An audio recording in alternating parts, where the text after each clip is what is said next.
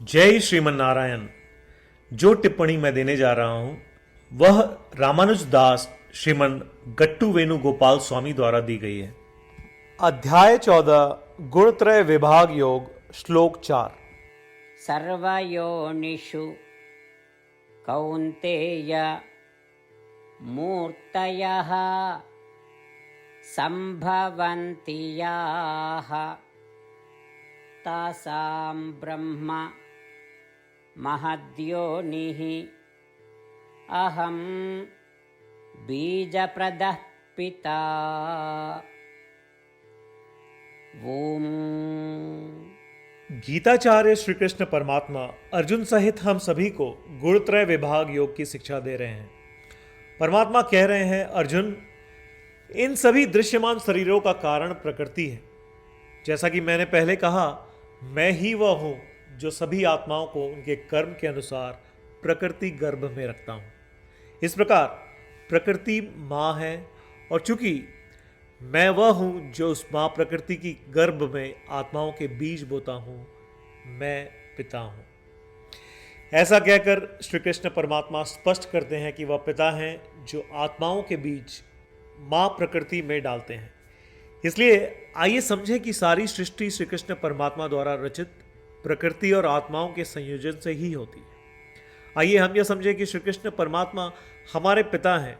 हमारा लक्ष्य श्री कृष्ण परमात्मा को प्राप्त करना है। केवल श्री कृष्ण परमात्मा की शरण लें और श्री कृष्ण परमात्मा के शब्दों को श्लोक के रूप में दोहराएं। सर्वयोनिषु कौन्तेय मूर्तयः सम्भवन्ति याः तासां ब्रह्म महद्योनिः अहं बीजप्रदः पिता। श्रीमद् भगवद गीता का संपूर्ण सार श्री कृष्ण परमात्मा द्वारा अध्याय 18 श्लोक 65 से 70 में 8 कार्य करने के लिए दिया गया है। श्री कृष्ण कहते हैं, मुझे वे लोग पसंद है जो इन 8 बातों का पालन करते हैं। मैं उन भक्तों की हर प्रकार से रक्षा करूंगा।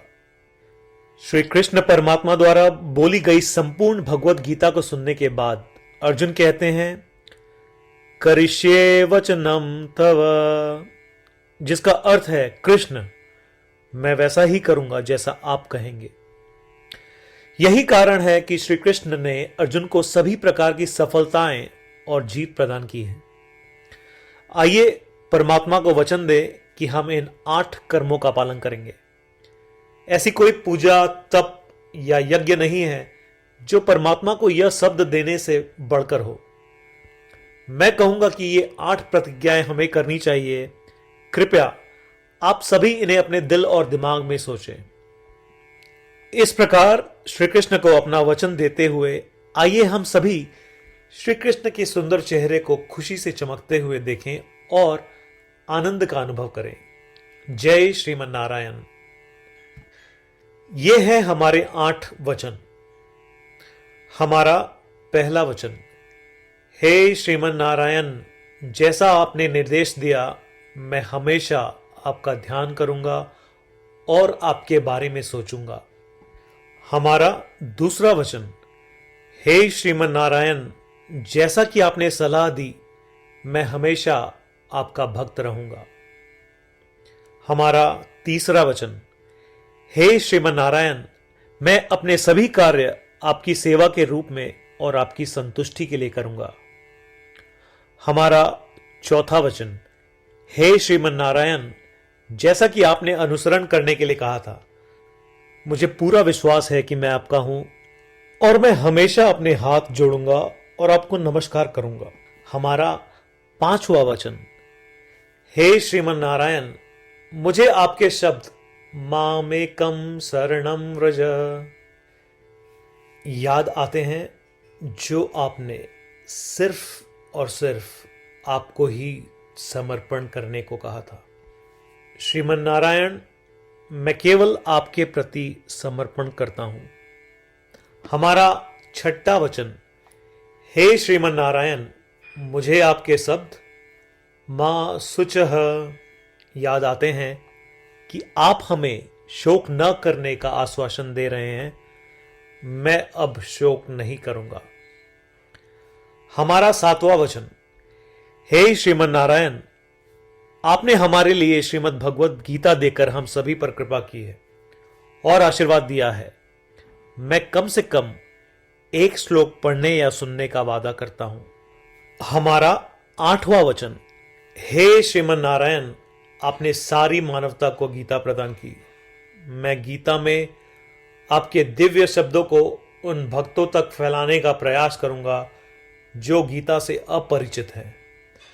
हमने अभी अभी परमात्मा को 8 वचन दिए हैं।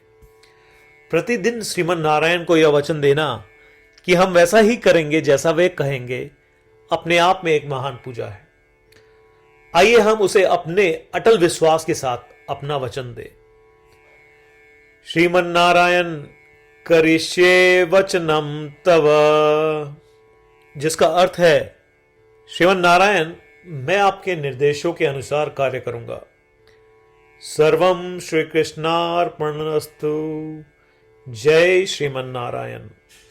सर्वयोनिषु कौन्तेय मूर्तयः सम्भवन्ति याः तासां ब्रह्म महद्योनिः अहं बीजप्रदः पिता। ॐ सर्वयोनिषु कौन्तेय मूर्तयः सम्भवन्ति याः तासां ब्रह्म महद्योनिः अहं बीजप्रदः पिता।